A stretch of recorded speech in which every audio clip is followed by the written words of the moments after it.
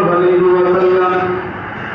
قال الله تعالى إن الله وملائكته يصلون على النبي يا أيها الذين آمنوا صلوا عليه وسلموا تسليما اللهم صل على محمد وعلى آل محمد كما صليت على إبراهيم وعلى آل إبراهيم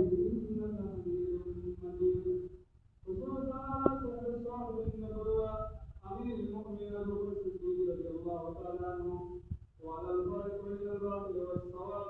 أمير المؤمنين عمر بن الخطاب رضي الله تعالى عنه وعلى جامع القرآن كامل الحياة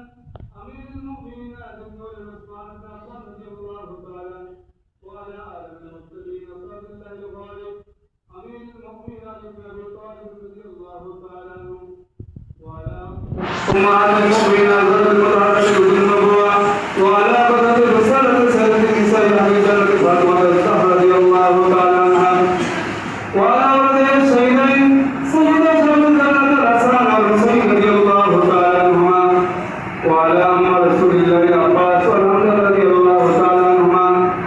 وعلى ستة الباقين من أصحاب المبشرة بالجنة وبجميع أصحابه والتابعين ومن تبعهم أجمعين اللهم اهد أمة المسلمين إلى سنة الرسول والخلفاء الراشدين اللهم أعز الإسلام والمسلمين اللهم أعز الإسلام والمسلمين اللهم أعز الإسلام والمسلمين اللهم احفظنا واحفظ المسلمين اللهم احفظنا بأعلى المسلمين اللهم احفظنا واحفظ البنغلاديس يا رب العالمين من مخالف الشياطين من اليهود